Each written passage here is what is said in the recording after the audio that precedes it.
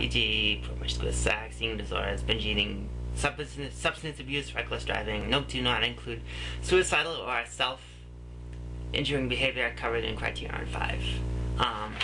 This is one I may or may not qualify for. I'll just repeat one that I did last time, is that I did move halfway across the country without kind of considering the financial aspects of that. And that's really the only thing that I have listed here, so whether or not that's me is open to debate, I guess. Number 5. This is going to be the big one. Recurrent suicidal behavior, gestures, threats, or self-injuring behavior, such as cutting, interfering with the healing of scars, excoriation, or picking at oneself. Yeah.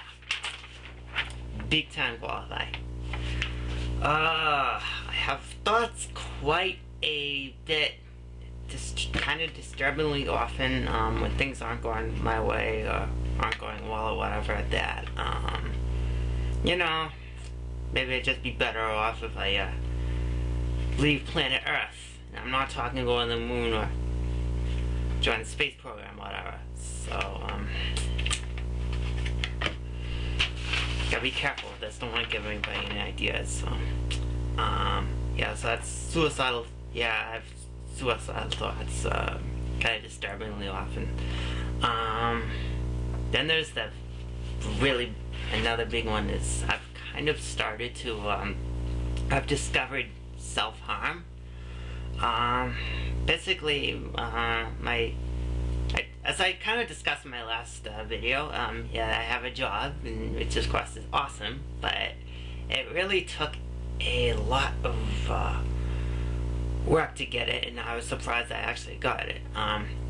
The particular Home Depot that interviewed me was the third one. I was rejected twice by different stores, for reasons that I don't really know, but I felt really, really shitty afterwards. More especially the second time. First time I was kind of sad. I just went in my room and cried a bit. Second time I was more of an anger. I didn't cry too much. When I left there, I took the train there. The train station was like right next to it, and I was thinking to myself, I don't know if I should discuss this because I don't want to discuss that because I don't want to give anybody any ideas, but anyway, I went home and I needed some release because I was feeling bad. It was the most fucking horrible feeling that I've had.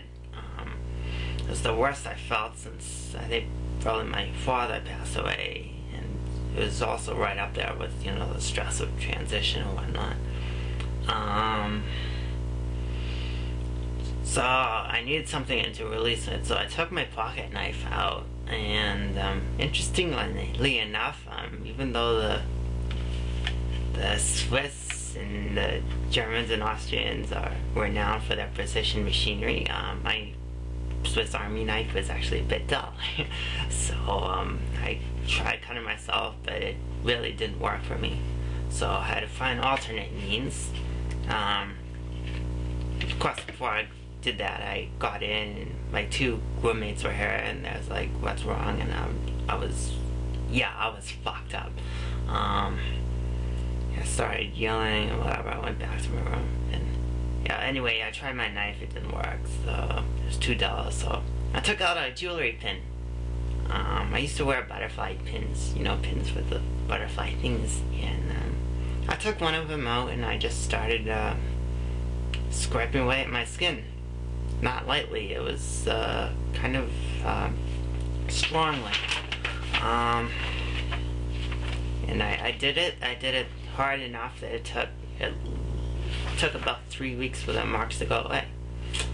So as far as I can tell, just look at my arm, yeah, I don't see any scars or whatnot, so it wasn't really permanent. So, but I guess the one thing I'm kind of concerned about is I don't want this to be a permanent. Yeah, I don't want this to be a permanent thing. I'm worried that, it'll be kind of like it'll become like an addiction, and that I'll build up tolerance after time. And if scraping away and my skin doesn't work, then maybe I'll buy a knife sharpener and sharpen my Swiss Army knife. Okay. Number 6. Affective instability due to marked reactivity to mood, e.g. intense episodic dysphoria, irritability, or anxiety, usually lasting just a few hours and only rarely more than a few days. Yeah, my mood can be a bit unstable. Yeah, when my mood changes, it can change very quickly. And I think a good example of it was I talked with my mother last night, and yeah, she said when I was there one day, I experienced basically four emotions in one day, which is absolutely right.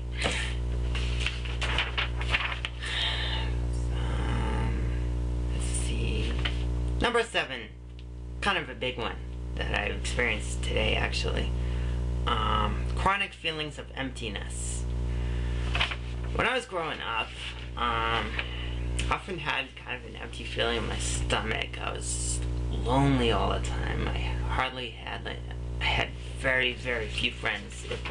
Sometimes I didn't have any friends. And one thing that really made the problem worse sometimes was going to a mall.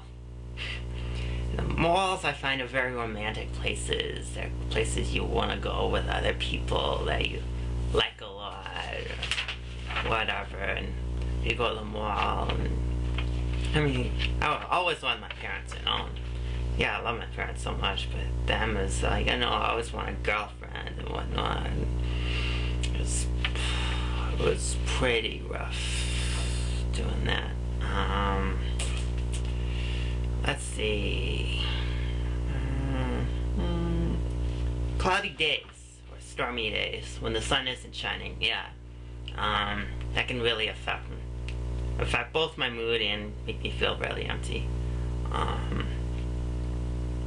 Yeah, even today, it was really nice day today. It was sunny out, and it was about 5 degrees Celsius, which is about, it was like 50 degrees or so Fahrenheit, and yeah, I went to the store, and all of a sudden, out of nowhere, I'm like, oh my god, I feel lonely. What the hell? And what can I say? Another big component to this is I have trouble sometimes focusing in the present. Again, talking with my mother last night, I'm like, okay, so what are we gonna do for Christmas? Or are you gonna come out July for the Stampede because it's in the future, and have trouble focusing on the present. Also, another thing I do is I'm browsing job postings, even though I'm absolutely totally satisfied with my job.